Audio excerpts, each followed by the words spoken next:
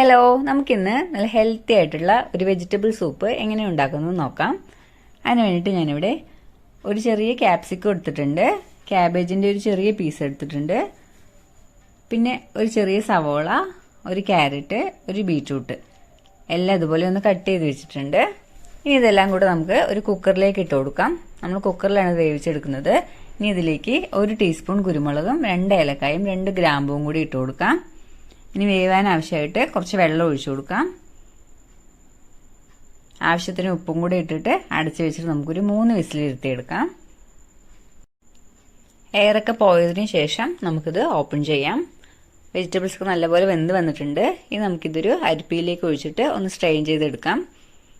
ഇനി ഇത് നല്ലപോലെ ചൂടാറിയതിനു ശേഷം ഈ വെജിറ്റബിൾസ് എല്ലാം നമുക്കൊരു ജാറിലേക്ക് ഇട്ട് കൊടുക്കാം. നമ്മൾ വേവിച്ച് വെച്ച ഈ വെള്ളം കുറച്ച് അതിലേക്കൊന്ന് ചേർത്തിട്ട് നല്ലപോലെ അരച്ചെടുക്കണ്ട, ഒന്ന് ക്രഷ് ചെയ്തിട്ട് എടുക്കാം. അതൊന്ന് ക്രഷ് ചെയ്തെടുത്തിട്ടുണ്ട്. ഇനി നമുക്കൊരു പാനിലേക്ക് കുറച്ച് ബട്ടർ ചേർത്ത് കൊടുക്കാം. ഇനി നമുക്കിതിലേക്ക് നമ്മൾ ക്രഷ് ചെയ്ത് വെച്ച വെജിറ്റബിൾസ് ചേർത്ത് കൊടുത്തിട്ട് നല്ലപോലെ ഒന്ന് മിക്സ് ചെയ്ത് കൊടുക്കണം. ഞാനിപ്പോൾ ഇതിലേക്ക് കുറച്ച് സ്വീറ്റ് കോൺ കൂടെ ചേർത്ത് കൊടുത്തിട്ടുണ്ട്. അപ്പോൾ നമുക്കിത് നമ്മൾ സൂപ്പ് കഴിക്കുമ്പോൾ നല്ല ടേസ്റ്റി ആയിരിക്കും കടിക്കുമ്പോൾ.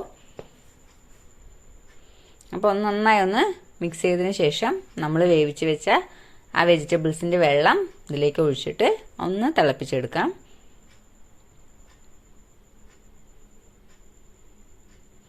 ഇനി അത് തിളച്ച് വരുമ്പോഴേക്കും നമുക്ക് 1/2 ടീസ്പൂൺ കോൺഫ്ലവർ കുറച്ച് വെള്ളത്തിലൊന്ന് മിക്സ് ചെയ്തെടുക്കാം. നമ്മൾ വെജിറ്റബിൾസ് അരച്ചിട്ട് ഇടുന്നതുകൊണ്ട് ഒരു ഇത് കട്ടി ഉണ്ടാവും. അപ്പോൾ കുറച്ചുകൂടെ ഒന്ന് കട്ട് ചെയ്യാൻ വേണ്ടിയിട്ട് ഈ കോൺഫ്ലവർ മിക്സ് അതിലേക്ക് ചേർത്ത് കൊടുക്കാം. നല്ലപോലെ തിളച്ചതിന് ശേഷം വേണം കോൺഫ്ലവർ ചേർക്കണമെങ്കിൽ. എന്നിട്ട് നല്ലപോലെ ഒന്ന് മിക്സ് ചെയ്തെടുക്കാം.